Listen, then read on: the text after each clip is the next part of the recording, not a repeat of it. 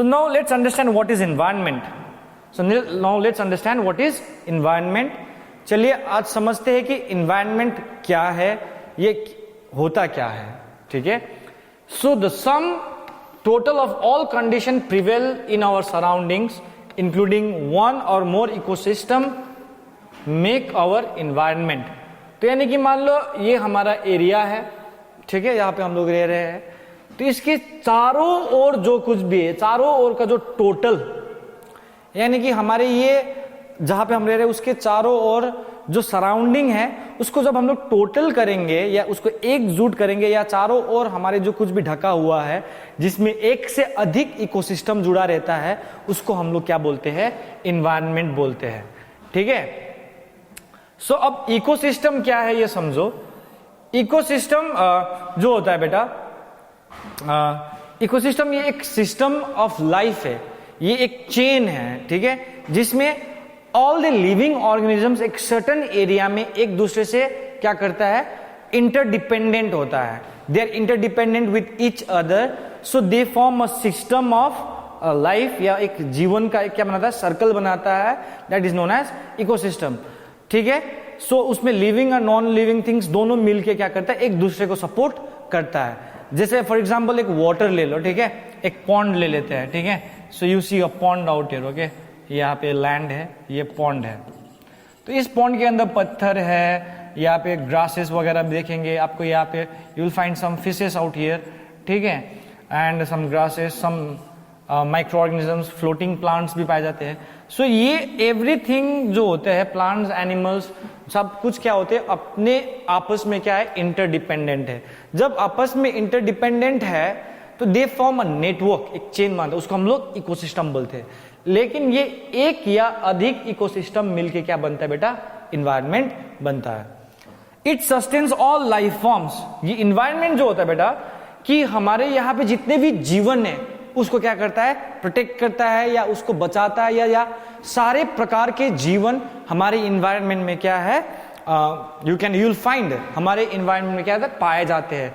That means संभव है कहने का मतलब कि that means it sustains all life forms, यानी कि जो इन्वायरमेंट है वो हमारे सारे लाइफ फॉर्म्स को क्या करके रखता है, सस्टेन करके रखता है, बचा के रखता है या संभव कराता है.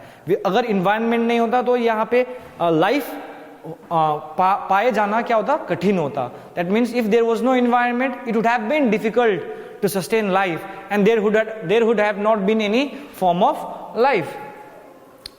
So we get everything from these surroundings and whatever is needed to a day-to-day man, day-to-day life में एक इंसान को क्या चाहिए वो हमको कहाँ से मिलता है, हमारे सराउंडिंग्स से मिलता है. That means we get everything from the surroundings. That means हमको जो day-to-day बेसिक चीजें हमारे जीवन में जो जरूरी है वो हमारे जीवन में जरूरी है, वो हम लोगों को कहाँ से मिलता है, इन्वायरमेंट से मिलता है, ठीक है. Both environment and ecosystem have similar components, living and non-living, living and non-living. तो हमारे यहाँ पे environment जो है, चाहे वो environment हो चाहे वो ecosystem हो, ये दोनों चीज में components क्या होता है, similar होता है. That means एक इकोसिस्टम यहाँ पे मैंने बता दिया, एक इकोसिस्टम मैंने बता दिया. देखो इकोसिस्टम जो मिलके पूरा ये मिलके क्या बन सकता है, एक इन्वायरमेंट बनेगा. पूरा मिलके क्या बनेगा, इन्वायरमेंट बनेगा. लेकिन इकोसिस्टम अकेला होता है बेटा, इकोसिस्टम एक इन्वायरमेंट का पार्ट है, लेकिन इन्वायरमेंट क्या होता है, फ्रीली क्या होता है, पाए जाते हैं. तो कहने का मतलब ये है कि एक इकोसिस्टम और एक इन्वायरमेंट में दोनों चीज पाए जाते हैं, लिविंग भी पाए जाते हैं, नॉन लिविंग भी पाए जाते हैं.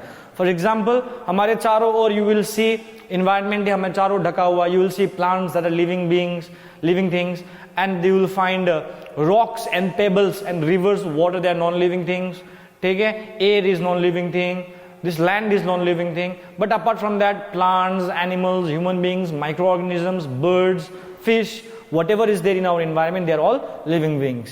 So ये सारी चीज मिलके क्या बनता है, हमारे environment को बनाता है और इकोसिस्टम को बनाता है. लेकिन environment में exist independently, whereas in case of ecosystem they form a system of interaction and interdependence. लेकिन जो इन्वायरमेंट होता है बेटा वो इंडिपेंडेंटली हमारे नेचर में पाया जाता है या हमारे चारों ओर नेचर में पाया जाता है, ठीक है, प्रकृति में पाया जाता है। लेकिन इकोसिस्टम क्या है बेटा, मैंने बताया कि एक इकोसिस्टम क्या है, ये चेन ऑफ क्या है, इंटरैक्शन एंड इंटरडिपेंडेंस। जैसे कि एक फॉरेस्ट इकोसिस्टम ले लो, एक फॉरेस्ट का एक सिस्टम ले लो, ठीक है। The plant is dependent on animals for carbon dioxide and those animals are dependent on plants for oxygen as well as food. Yes or no? Now they live in the houses, in the caves. Animals live in the caves. वो क्या कर interact कर रहा है ना चारों ओर से, तो that is ecosystem. लेकिन environment क्या करता है, independently क्या करता है, flourish करता है और पाए जाते हैं।